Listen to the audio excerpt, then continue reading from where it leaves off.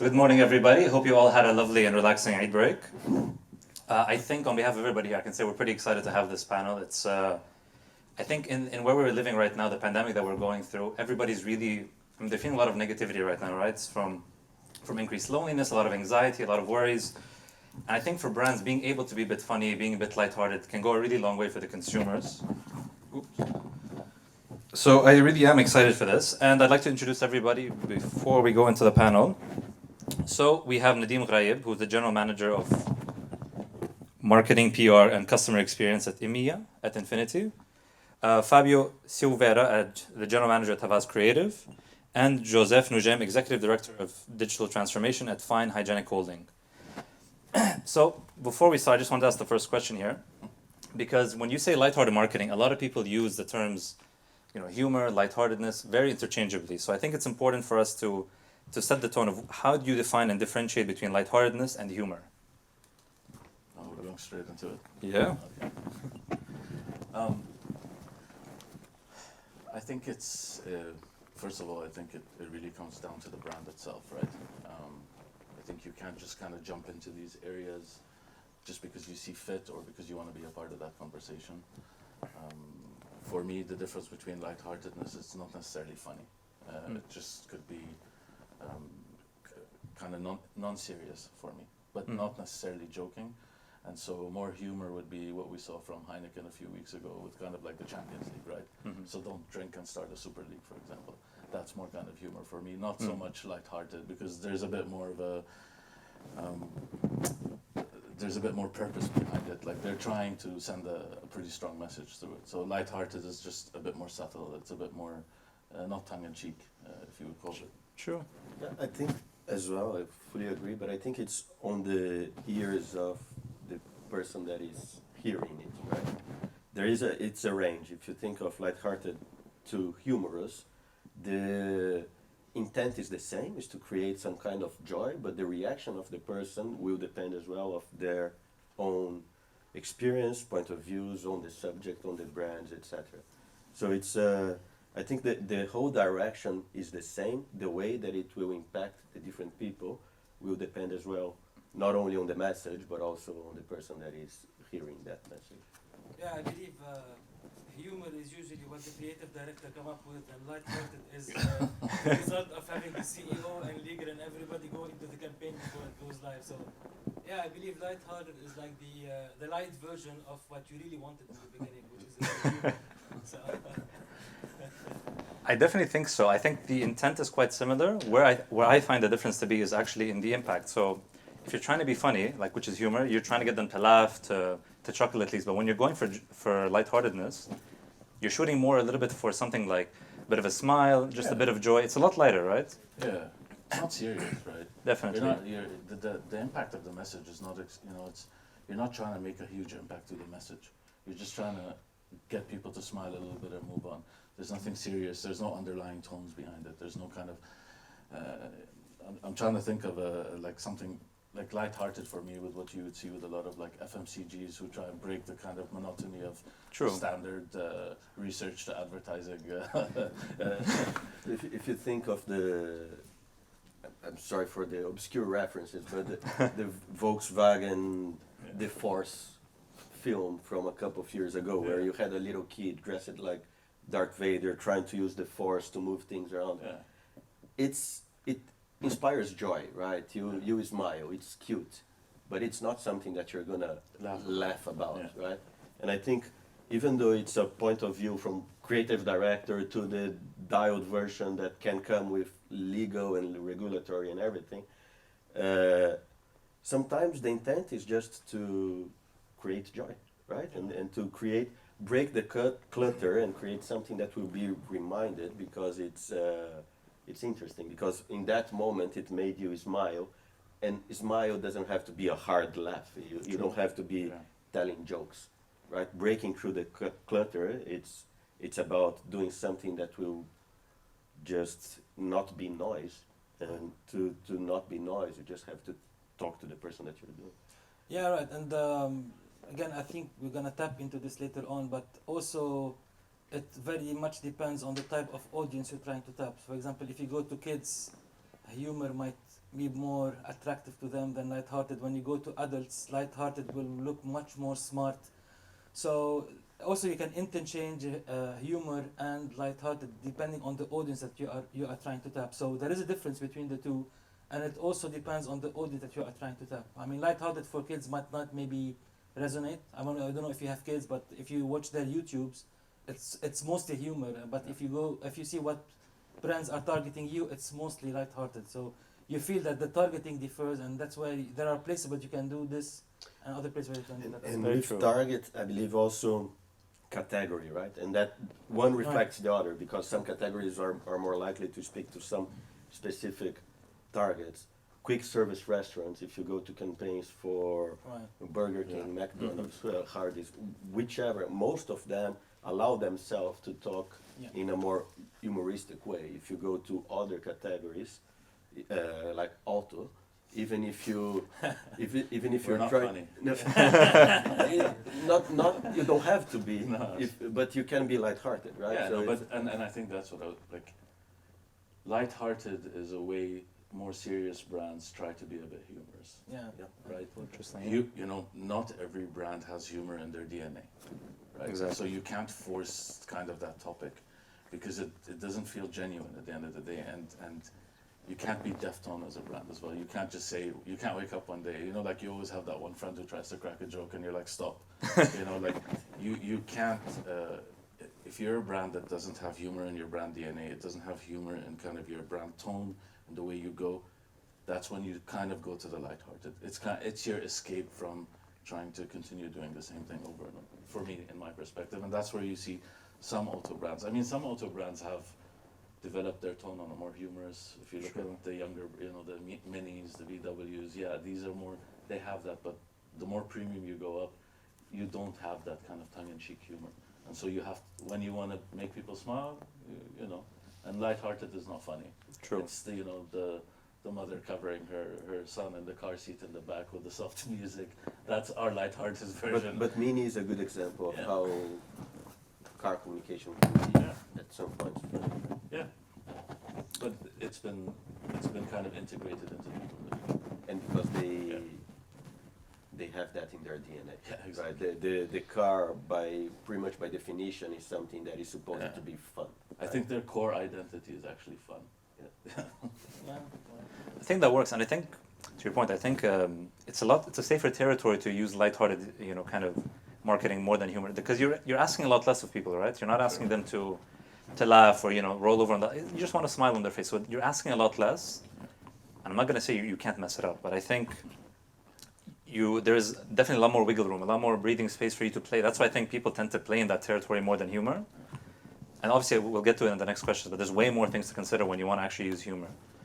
So actually, next question would be kind of similar to this. So I wanted to say, what do you guys think are the pros and cons of using an approach like this, whether it's humor or lightheartedness? What do you think the pros and cons are for this?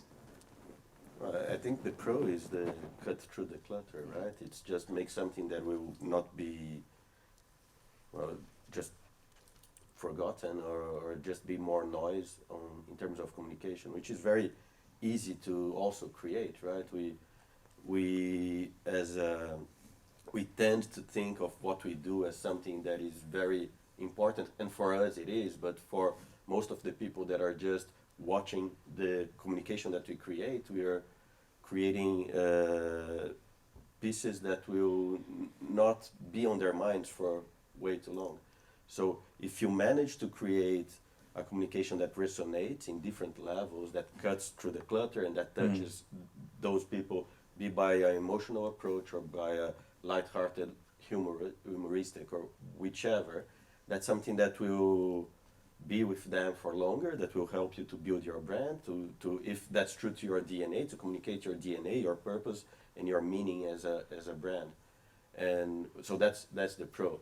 The con, in my point of view, is if you don't do it right, you will also cut through the clutter, but instead of being with your DNA, your purpose, and everything that you want people to retain, they will have the negative view of your brand. Right. So it's something that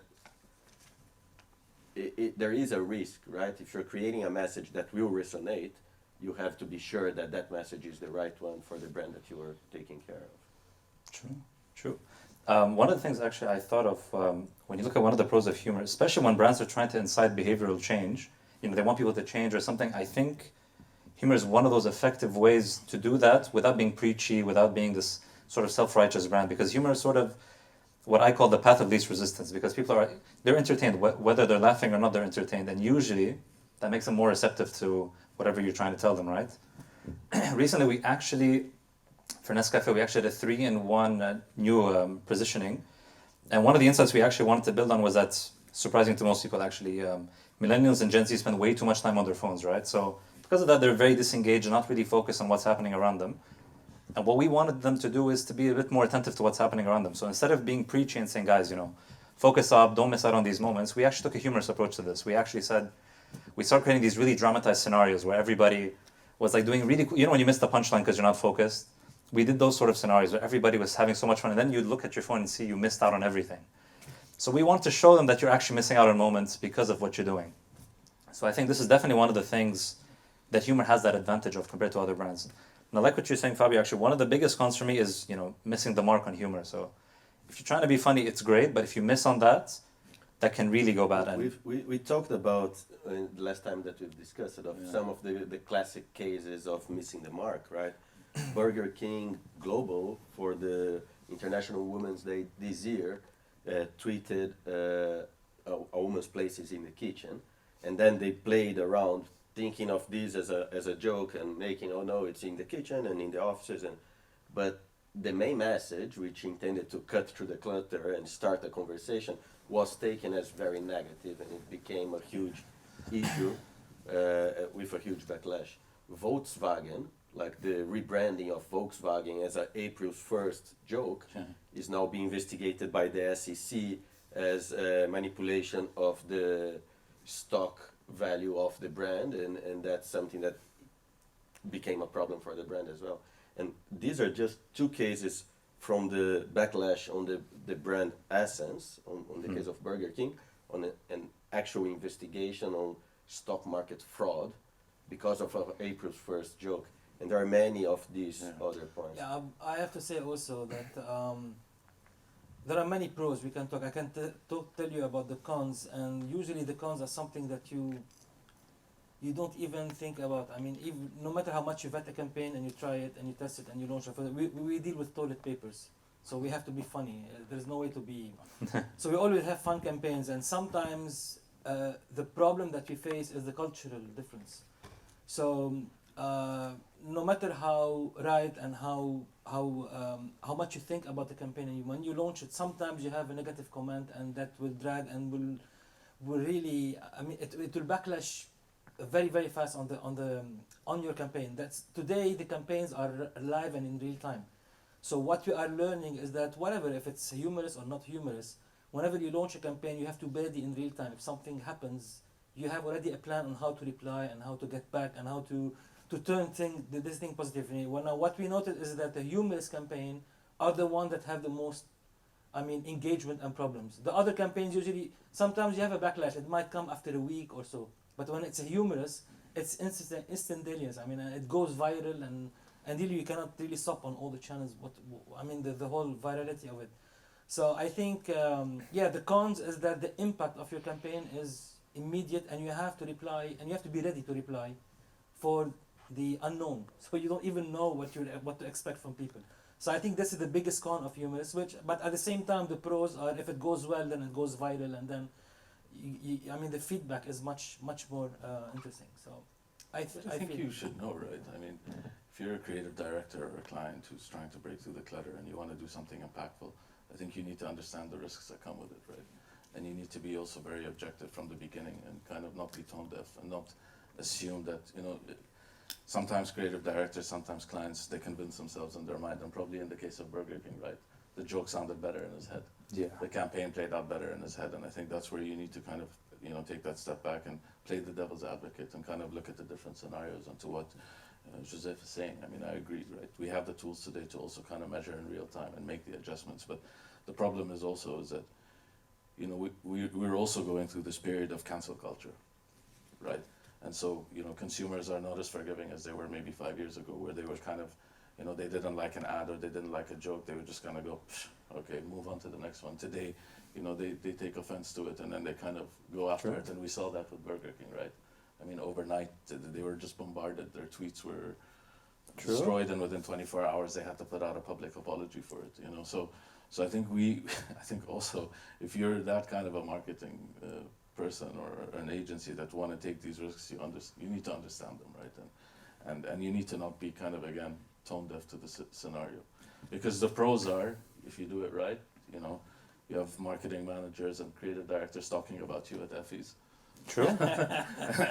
and if you do it wrong, you also have them talking about you at Effie's. So. And I think talking about doing right and wrong as well, and one of, to your both of you points, like taking the risk is something that is important, right? Yeah. Yes, it's a measured risk. It's something that you should be following with data and real-time True. measurement of results and impact on social media networks and everything. But Burger King got wrong that time. If you're going to talk about how many times they got it right, Right, Yeah, exactly. no, we're I gonna don't disagree. be speaking for a long time, right? And it's because of the willingness to take a risk into True. something that is an idea that is not as comfortable as just creating more wallpaper. And then it goes back to what we said earlier, right? It's within their DNA.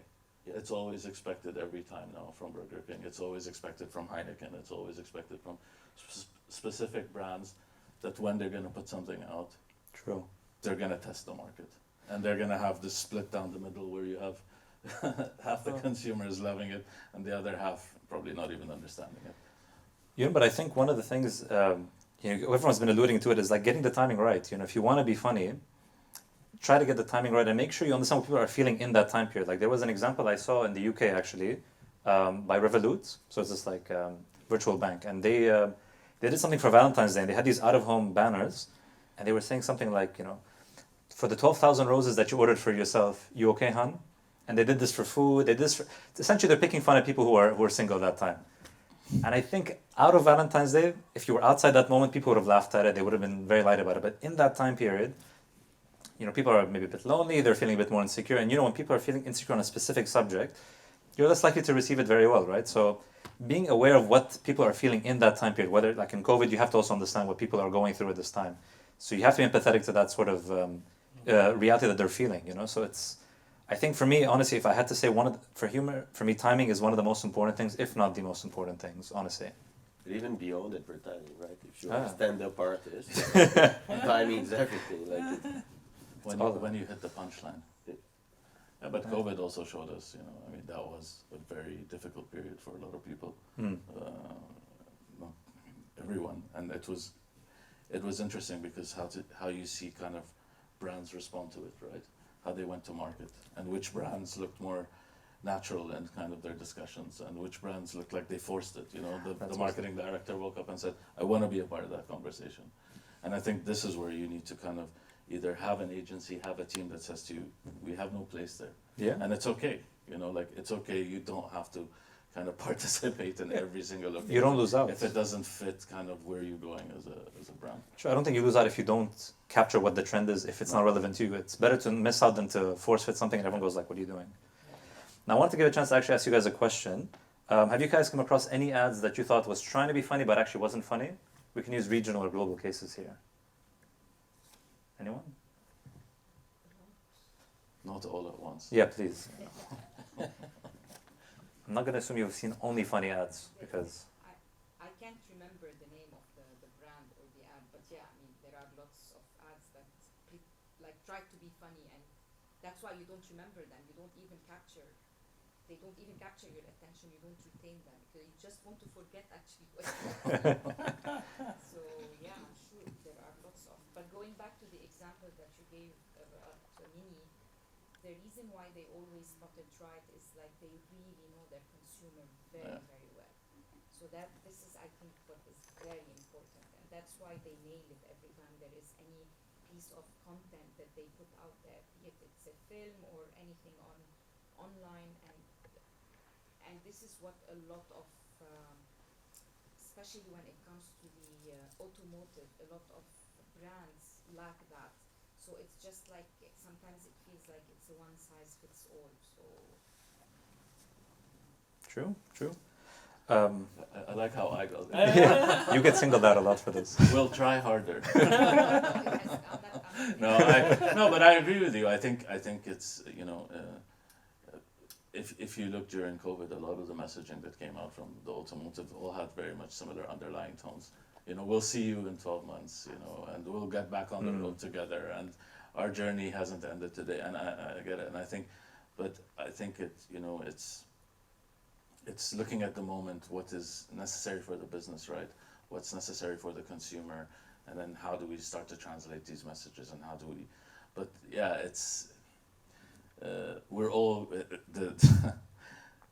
it goes back to what you said, right? The consumer, and so that's why you feel sometimes there's a lot of areas where there's crossing. But I think we will, we need to do better jobs as well as kind of pushing our brand DNAs even more to the forefront in order to kind of create that segregation and give consumers a reason to believe in brands. And to me, this is how I see Lighthearted as well. Lighthearted, it doesn't have necessarily to have any any humor or even smile injected as much as, which I also consider it lighthearted. The example, exactly to your point, when you said during COVID everybody was communicating the same way. If just one brand came out with something different, whatever that message would be, this is lighthearted because it's a brand that broke the clutter. It's a brand that gave you a completely different perspective, but also understood what you're going through right now during this COVID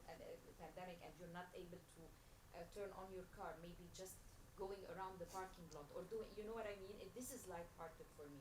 Yeah. Something that comes out differently, communicates in a completely different direction, but very, of course, to the brand, and feeding what the consumers are looking for and going through. So I think this is what lighthearted represents. Completely agree. I think this is a nice segue actually to the next question, which is so how important do you think it is to meet your brand's tone and positioning when you're doing this? I know it's important, but how do you think people need to fit with that? And well, this is what kind of separates us from other brands, right? I mean, this is your identity at the end of the day. Because otherwise, if you look in the category, if we take Joseph, Fine have a specific tone. They have if they don't have that, then why pick them? Why not pick another brand, right? And so if you don't stay true to your DNA, and if you don't stay true to your positioning and what you are, that's how consumers start to identify with you and choose you over, somebody else. Sure, it feels less authentic, right? I think, it comes, and to your point, it comes to self-awareness, right? And self-awareness is understanding our DNA as a brand, our participation in the category, understanding consumers and their point of views and who we're talking about, and the whole ecosystem that you're a part of.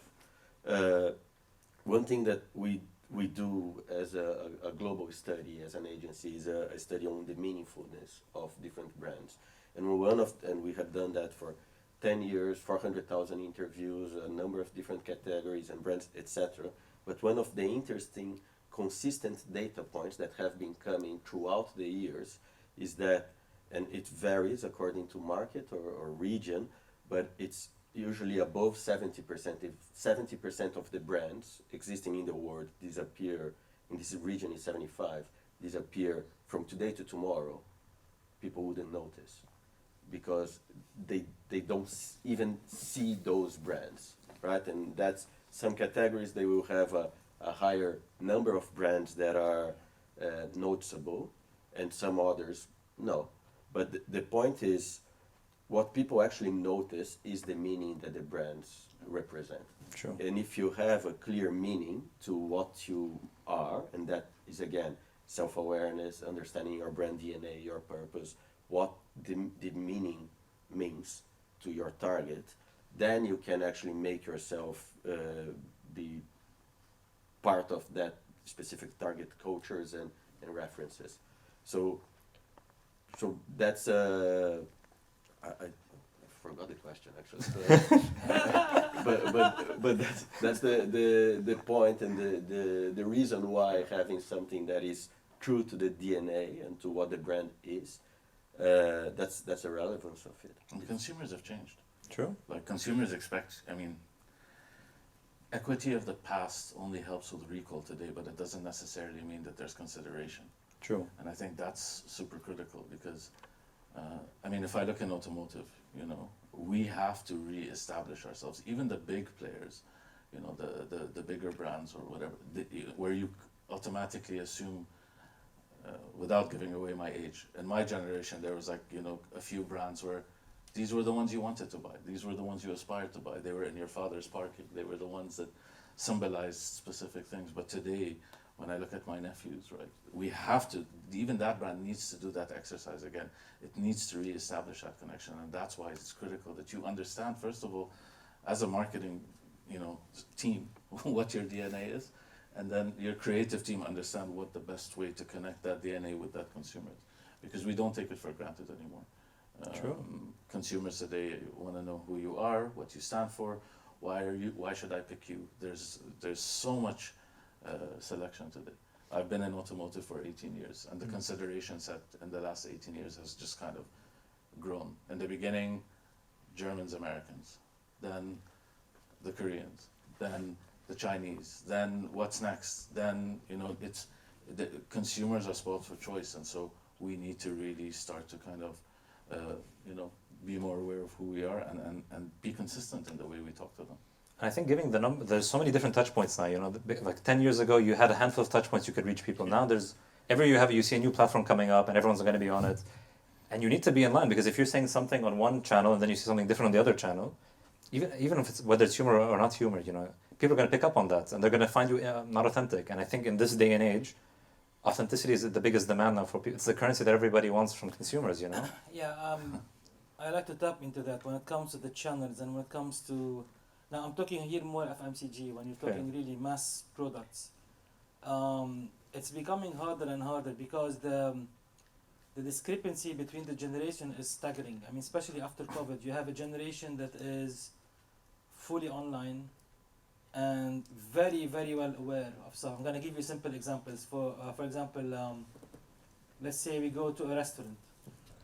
So we take the kids, we go to a restaurant, and we arrive there, we eat, the food is not good, so we go back home, the kids are pissed. Why? Because they checked on Google and the star is 2 stars, not 5. So they told me, how in the first place we go to a restaurant and the star is only 2? So their mindset is completely different. And even if you look at the generation, for example, I have a 10-year-old and a 7-year-old. The 10-year-old, for example, got hooked at YouTube and grew up with YouTube. So he watched long movies, and the young one is more on TikTok. It's like 15 seconds, 15 seconds, 15 seconds. So when you look at the brands trying to target these people are brands that you never heard of. And some of these brands are actually competing with the brands that we actually buy and put at home. So I am being targeted with some brands, and I love these brands, and my kids are like, you're so old-fashioned, these are not good. Look at this one, and you can. So if you are a brand and you really want to reach a market, now you have so many channels, so many generations, so many different mindsets.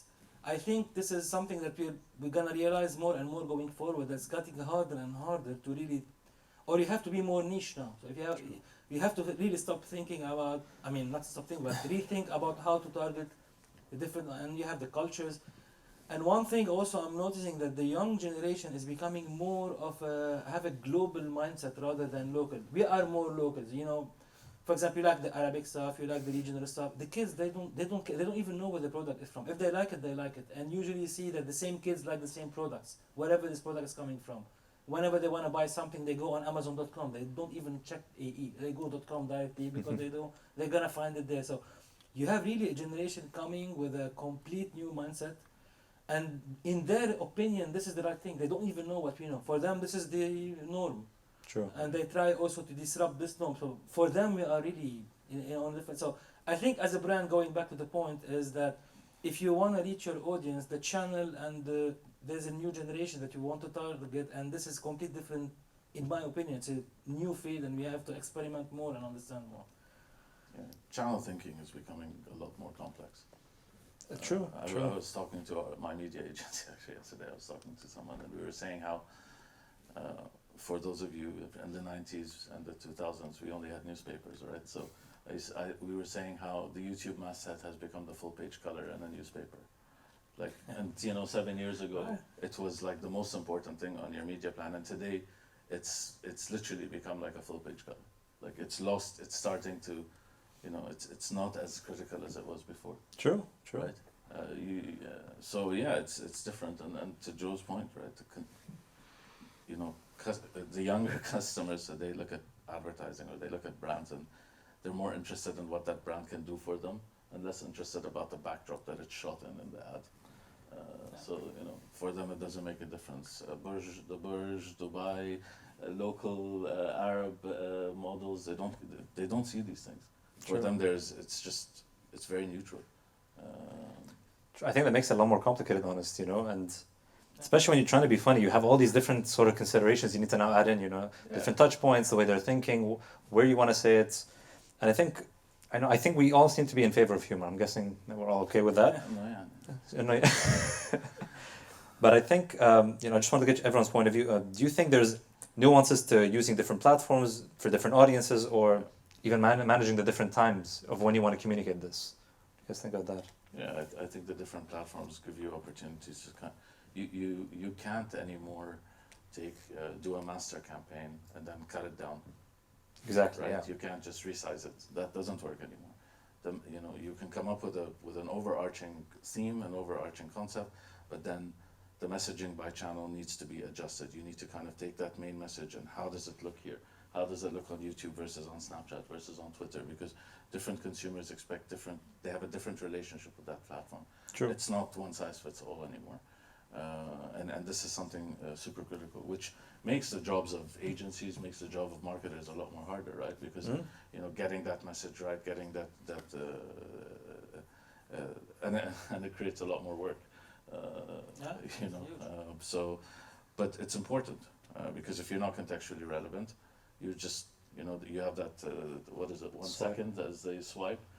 If you have literally that swipe of a thumb to get their attention, and if you're not relevant on that space, you're just gonna roll up. But I'd say as well, and to your point on channel, like the medium is the message, right? So having the right medium and the right approach, and to your point, how you actually tailor your message, you always with a clear point of view on the whole direction that your brand is going to, your brand DNA, purpose, everything, but your umbrella message for that campaign, how you tailor that to different medium. True. So you are not, again, noise or a backdrop or a landscape. So you are something that people actually want to pay attention to.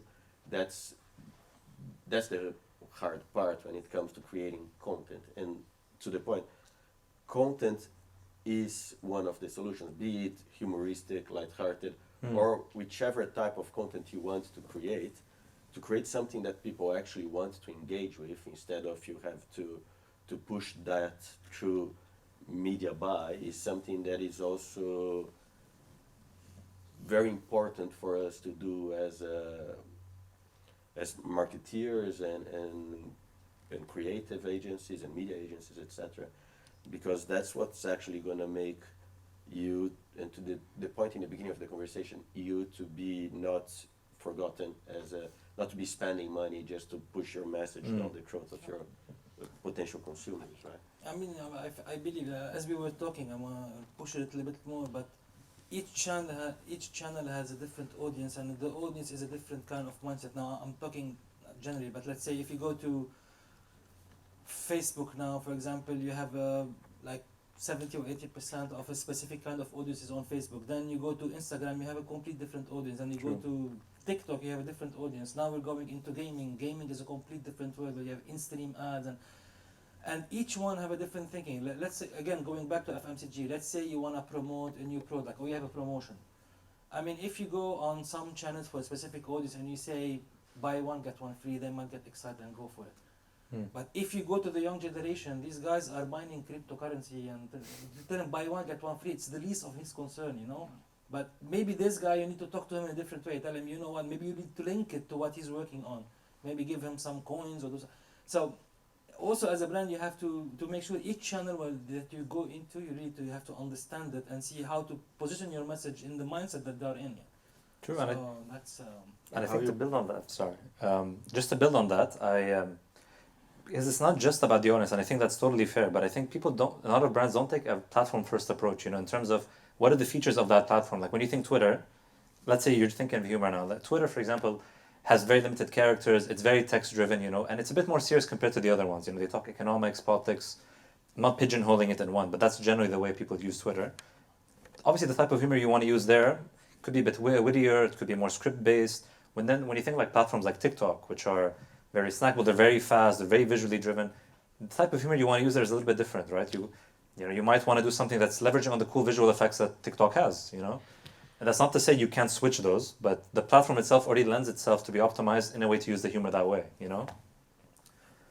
When it comes to, I think, there's enough data to show that people want funny content, right? It's very clear that people want funny content, but I think brands really underestimate how much they need to tread lightly on this conversation. So we've already talked about, how you position your brand and all that, but I think even when it comes to timing alone, timing is also not just about, getting the right season or whatever the period is. It's also about understanding the spirit of the times. This is where Burger King went wrong.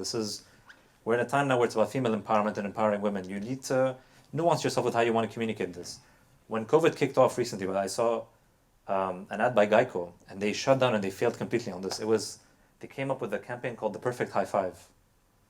And the whole campaign was literally about the satisfaction of getting an awesome high five from your colleagues, and they really dramatized it. So you can imagine COVID just became a thing, it became a pandemic, and then they released this campaign out saying, guys, you should high five and you need to, physical contact.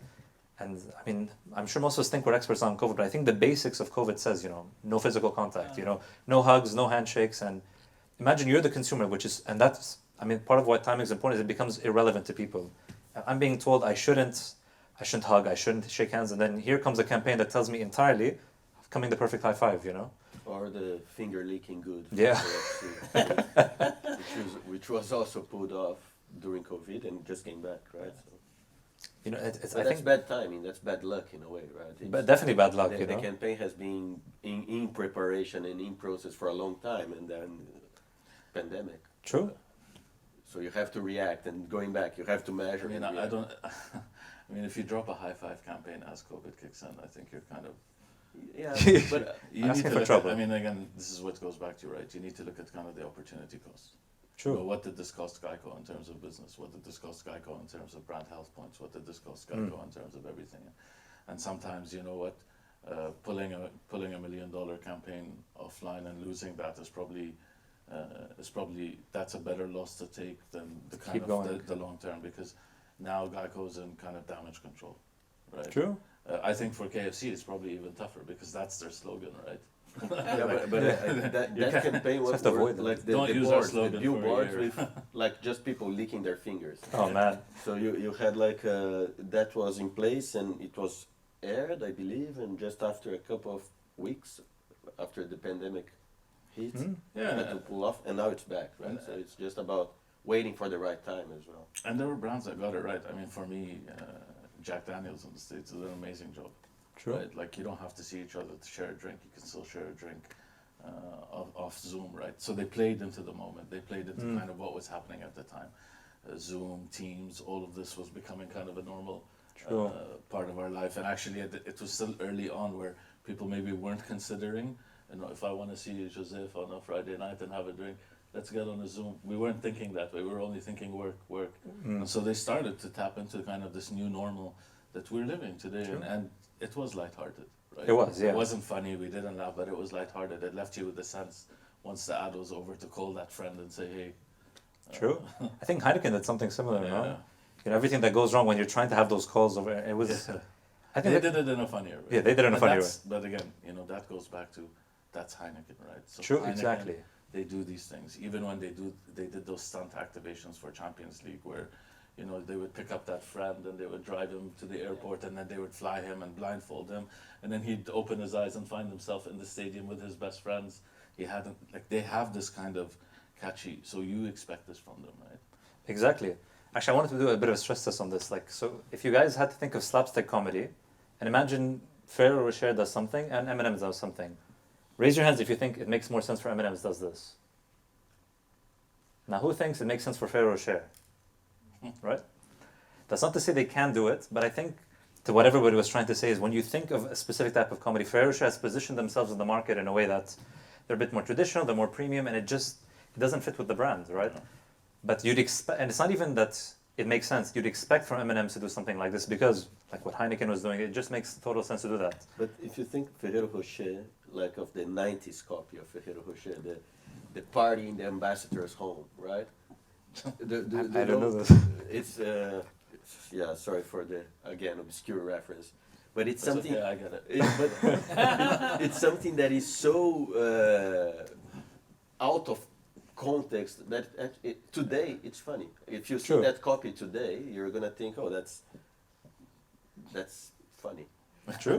Because times change as well, right? And perhaps that 20, 30 years ago, that was something that was playing on the premiumness of what the brand is still, was back then, but is still.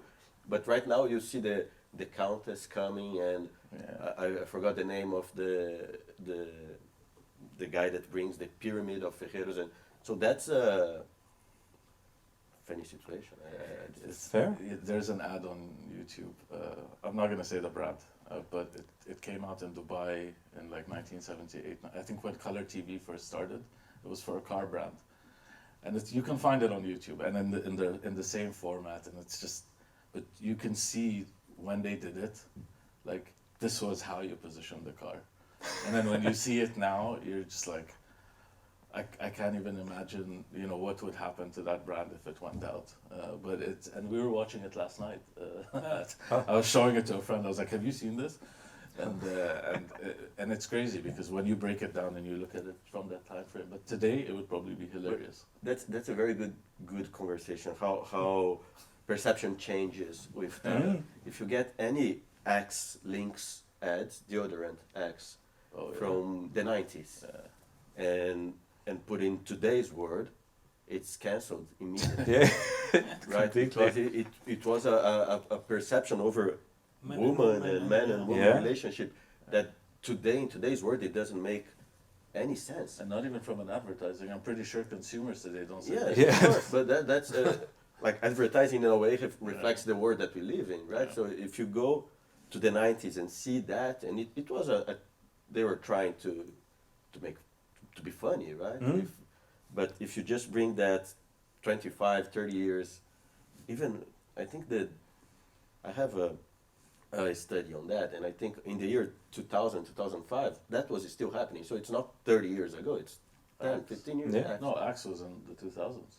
Yeah.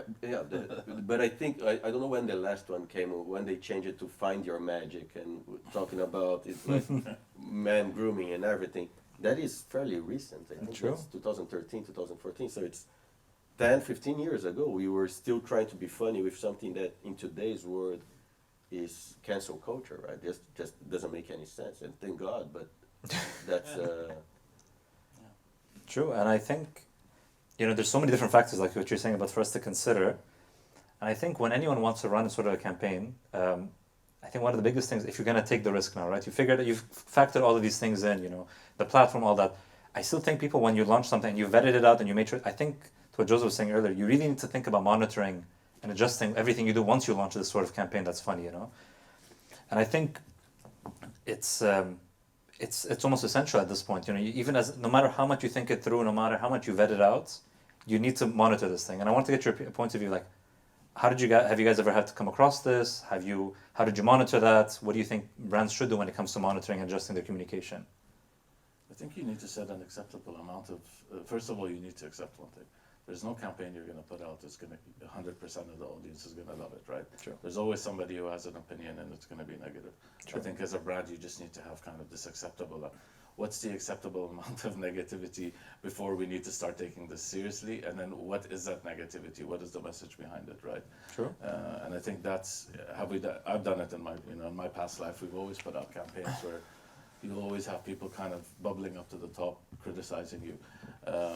But also sometimes you need to allow this to happen. You need to allow these conversations to happen, because when you start seeing the flip side, other consumers coming in and defending you, you've done your job to a certain extent. Right. You've triggered a conversation. Your brand's allowed people to start to the point where people, you feel good about yourself as a marketing director when you see a consumer defending you. They don't have to, right? True. But they believe in your point of view and they do it. And so I think, what's the acceptable amount? When is it acceptable negative comment? Because you're always going to get that. There's just no two ways about it. And how do you tweak, right? How do you start to tweak the messaging moving forward? That's also super important because you may see copies, copy or visual that maybe isn't hitting, maybe isn't adjusting, but you can start to fine tune kind of the message as the campaign because it's not a one day thing, right? It's online, it lives for a while. So how do you start to optimize kind of that message to skew that commentary more in your favor? True. Yeah, I'm gonna give you a very hands-on experience. we launched during the COVID. We launched a complete new category at Fine, which is the masks for COVID and something that kills the virus and so on. So we launched, but we were really fast to launch, and we launched exclusively online, which is a channel that we developed Amazon for a long time, and then we decided to go on direct to consumer, and we had campaigns running. Now, when we started, we launched a campaign. We were used, at the end of the week, we had an agency, so we wait end of the week that sent us what happened. So between launching the campaign and end of the week, we started getting people calling people inside the company. Some people, people are so, they go on LinkedIn, find the CEO and send them a private message. So the CEO started having messages like, my mask is not working, or does this mask really kill the coronavirus? The CEO was sitting, he's getting all these messages. So he said, guys, we have to manage this. So first thing we said, okay, let's pull the support from the agency and put it in-house. So we started doing that. Now the next campaign we do it, now we have another backlash. The team is not able to handle, so we had to increase the team and put a process like, okay, escalation, level 1, level 2, level 3. Okay, now, long story short, you receive today, we have a whole process in the company of whenever you launch something, you have the social media team ready, you have the customer support ready, you have your phones ready, you have your email ready, you have a process on how to escalate and de-escalate. Even it reaches a point where when an ad is online and something happens, there is a point where you can call the CEO and he goes himself personally on LinkedIn and apologize for the people and give a feedback and then put in. We had to do all of that. We changed the entire culture of support and monitoring in order to cater for these big hits, because one bad comment, especially in FMCG, you're selling a product. It's not like let's say I sell 10,000 masks. Things are good. Then one mask after a month have a problem. People who's following go back to their mask and check, oh yeah, they are right, and they start really rolling the ball. So that's why you have to be really fast and close the gap and help people. And what's good about this is, okay, you're gonna invest on these people, but what is good about it is that when you go and fix the problem, you win back all these people and you win back hard. So I think there's a big shift when the online helped us really change, have a mindset shift when it comes to social media management, customer support, and the whole bit.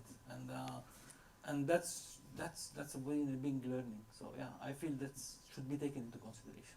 I would only add, yes, you need to be prepared on community management, listening, and your whole structure to respond to any issues that might arise. But if it's a big moment for you, right? If it's the moment in the year where you're gonna sell 30% of your target for the year, have a plan B, right? Don't wait until you have a backlash to think of what is the next step. I think, and that's yes, bet on what you think is the best approach. Make sure you stand behind it. But if it gets to the threshold where you cannot sustain that anymore, you need to switch to something. You better be prepared beforehand than to bring a new brief when the thing has already become a problem, because then you're not going to be fast enough and you're likely to lose that momentum that is so important. The idea that I'm trying to push here is that you do this, but it happens so often that it becomes a culture. Well, And that's what we are developing now. It becomes a culture of, for a fact something's going to happen. For a fact you have to have a plan B. Yeah. The CEO knows for a fact there is a campaign, so he will get some. So we reach a point where the whole company is really ready. It's a cultural thing. You don't even have to plan. It becomes really in your DNA as a company, and that's the changing part. Well, I mean, consumers in the ecosystem that we exist in today in terms of marketing and advertising and how we speak, social media, it's forced brands and it's forced CEOs, CMOs, whatever it is, to stop standing up on stage and say things like, we are consumer centric, and then not do it, and actually become consumer centric. You can't get away with anymore not putting the customer at the core. Even us in automotive. I mean, I get at least on a weekly basis some kind of a LinkedIn message from somebody in an obscure city in Saudi Arabia who's had a problem with his car, even though it's clear that I'm not an after sales guy, you know, I'm a market, but I have a problem with my car. Please, you know, consumers today they force brands to kind of put these processes and these triggers. True. And you know what, it's not, I say it and it sounds like I'm saying it, but it's for the better. True. Right? Because at the end of the day, to what Joseph said, if you winning a customer in one of these touch points, the value and the return that you see in a brand is so much higher. Because the one thing that hasn't changed in the last 20 years is that word of mouth is still super important, right? People, friends, they listen to each other. What do you think? You bought a new car? How's the dealer? You bought the fine mask? شو منيح? شو قالك? Shall I get more? And so you need to ensure even those points of conversations with your brand are in the positive. I think, yeah, you're right. Like, you know, being agile on these things, having protocols in place really helps. Yeah. I mean, it's worth the risk, honestly. But you take this risk, but as long as to what you're saying, Annie, you can really win back people on this just by taking this into account. And I think, I mean, customer centricity now is super. It's forced at this point. You don't really have the choice because you lose so many people, and there's already so many brands out there. You could really lose out on so many people by this. And in the States, you know, 7-8 years ago, they started this. They stopped looking at consumers as what's the value in a single purchase and what's the value in a lifetime. And when you start looking at a customer as what his value in a lifetime is, that's when you start to really see more reason to do things that you may not see a return on investment in the instant, but in the long term it will. And funnily enough, it's Domino's, right? So Domino's have this thing where in a lifetime, a consumer will invest $5,000 with them. And so that's why, like, if you walk into a Domino's in the States and you pick up your pizza and you drop it, they'll give you another one for free. Because they're not worried so much about what they've lost on that single pizza. They're more focused on how much more money we can generate from this customer. True. And so when you start to look at your relationship with consumers in that sense, it makes the decision-making process for you as a brand a lot easier. And the returns are better. True. Just to gear it back a bit to humor now, just because I'm mindful of time. We've all had quite a bit of experience with, you know, trying, whether it's from our brands or seeing other brands out there, you know. What are some of the lessons you've seen and learnings that you've gotten from good or bad experiences with using humor, especially during the pandemic? Because you've seen brands try to do something about it. Some have failed, some have succeeded. Just wanted to get your take. What do you think are some of the learnings for this? I think Big we one. kind of talked about that already True. throughout the conversation. But for me, self-awareness, understanding who you are as a brand, who you're talking to as consumers, and have clarity on in the whole process, right? On which medium you're using, how you're going to tailor your message to that medium, to that target, based on your DNA. Be truthful to what you do and who you are as a brand. I think that's the essence. And know the moment as well, right? There are moments where you can make a joke, where you can be lighthearted, and there are moments where perhaps if you are going to be lighthearted, you have to take that a little bit differently. You cannot make a joke during a moment of global pandemic. You can try to lighten things up, but it's not like a tongue-in-cheek kind of approach. True. So it's be mindful of the moment and what your consumers are going through, and be truthful to yourself as a brand. I wasn't in my current role during COVID. I was in a different place, but we wanted to be, as an agency, we wanted to be a part of the conversation, right? We had a brand that we felt fit really well in sending a positive message to consumers during kind of the lockdown. And it was there where I kind of also learned, because the marketing director was just not interested. And he was like, it's just not a conversation that I'm willing to have. You know, and that was a good lesson for us, because, you know, as an agency, you're like, but we can see this working so well for you from so many different angles, and this will be the best thing, you know, since sliced bread. But he just wasn't interested, right? For him, it was like, you know, this is not a conversation our brand can be a part of. Yes, I see the value in what you're saying, and I think that's where, that's also a big, True. something big to do, to take that decision not to participate. So, Yeah, I believe, we've been through rough 2 years. Yeah. Okay? Yeah. So I think going forward, we have to, the brand should push people to be more chilled, more relaxed, and really chill up. Everybody have to get out of this whole pandemic thing and put it behind and move forward. So I think all brands have to really look at this, at lightheartedness, humor, in order to let people get out of this, especially the generation of kids that were growing up during this phase. And for them, this is during their development, they saw 2 years. Maybe for them, they are seeing that this is like how life is, but this True. is not how life is. So maybe this is where the brands should come and really give them another face for stuff. So yeah, it's essential. We have to keep it there. You have to monitor it. Definitely, it has its pros and cons, but Sure. it's definitely an integral part of our. Cool. You had a question, by the way? Hi, my name is Fadi. I have a quick question. The saying goes that the more constraints you have, the more creative you become. And we've seen that in so many different cases. I think one of the simplest examples was the creative director on P&G hair care for Saudi Arabia who couldn't show hair became the global creative director on hair care for P&G just because he was able to work with more constraints and did a better job. But in today's world, we have a lot of constraints when it comes to lightheartedness. One, there's a general need for all brands to have a much stronger, clearer purpose. There is extra political correctness that does not allow you to stray from any boundary, which is usually where anything comedic comes from. There are so many different platforms and consumers have so many different interests that there's no way to appeal to all of them at the same time, even for mass brands. And consumers are much more I would say animus or angry or can fight brands so much better than they were able to do that before. Do you think that this adding those constraints makes it easier or creates more opportunity to be lightheartedness, or is there any brand that got it right across all of those different constraints? Anything that you know? Please not your brands, just to avoid bias. I think this That's is the most tricky. interesting time for the creative director, I think. So definitely it's much more interesting, and somebody tend to be much more creative. I don't know for the brands, if you can think of something, but it's very interesting, I think. it's definitely made brands and agencies be a lot less lazier, right?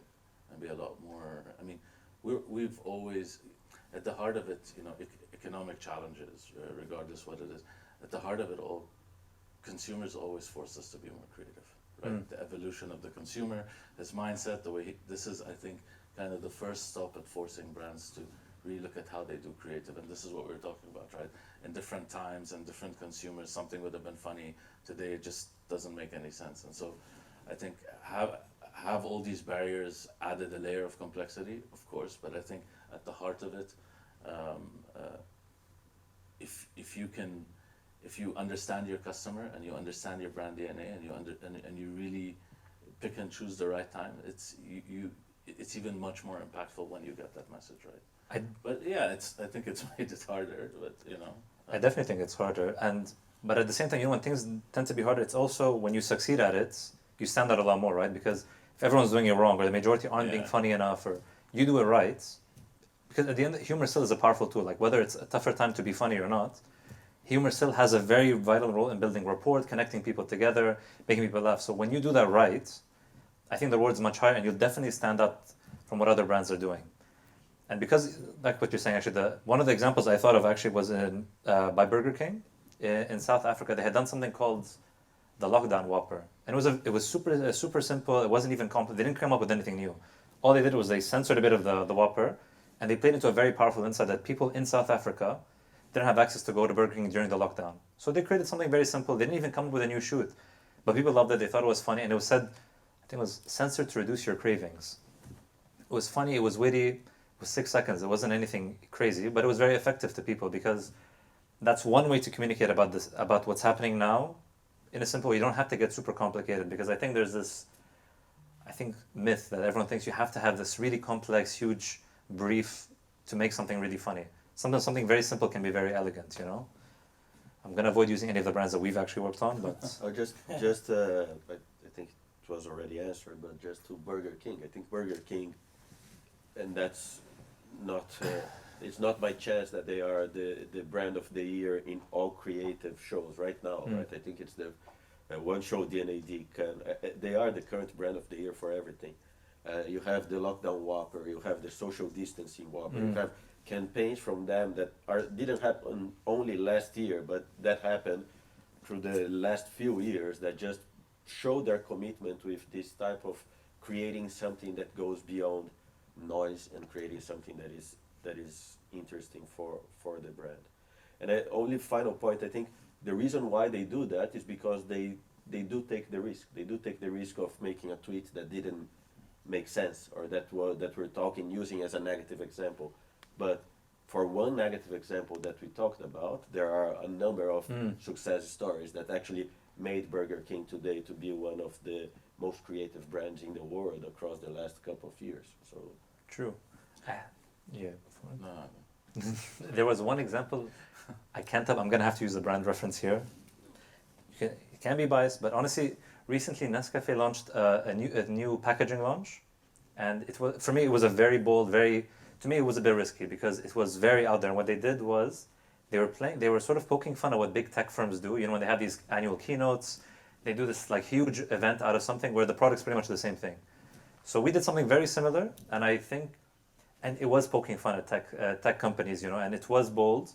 And I think what was very interesting about it was that the brief was pretty much, we're coming with a new package. Very simple, nothing creative about it. But we came up with a way that was really funny about it. And it was bold. And there were some people who actually didn't respond very well, but the majority actually loved the idea because it was different. You know, you were doing somebody who looked like an Apple keynote speaker, and you use even very similar technical jargon. They did some technical stuff that sounds like what, you know, Apple or Facebook, any of these brands does. They did it very similarly, and it worked out very well. But it was risky, you know, and it wasn't super expensive or anything around that. But it's an example of being able to take the risk, and if it works out, you know, you vet it out. You think about everything we were just saying earlier, but take the risk, because if it works out, it worked very nicely. You know, it went viral for a few weeks. It was very popular with people, and I think the one main takeaway for me on this one is that make sure you get timing right. I keep saying it. I've said it like 4 times, because what they did is they timed it a week after the annual Apple keynotes, right? And it came out just in time to be very relevant to people. It was what people wanted to see during this time. There was a buzz around this stuff, so it had to be managed so perfectly well. Otherwise, it wouldn't make sense. If you did it 6 months after the Apple keynote, it wouldn't make sense anymore. People wouldn't understand what you're referencing. So it was one of the first times I think I branded something like this. It was definitely bold. It was risky, but it paid off. So this is just sort of what I think when brands have less to work with and have to worry about this risk. If it does pay off, it pays off nicely. If it doesn't, you try again, like with Burger King. You just keep it into your DNA if it fits with your DNA, to be honest. So I think one last thing before we actually call it a nice panel. I think we're over. Are we? All right. We're getting the looks. just play music. The walk-off music. It's just, if you have any final takeaway or advice you want to give the audience, what do you think it would be? I think be true to your brand tone, right? Be true to your brand. Be true to your kind of what your brand message is, what you want to get out there, and don't force the situation, because consumers today will know. I mean, it's and very be simple. willing to take risks, measured risks, but be willing to take risks. Yeah, take risk and make people laugh. It's a great That's idea. very important.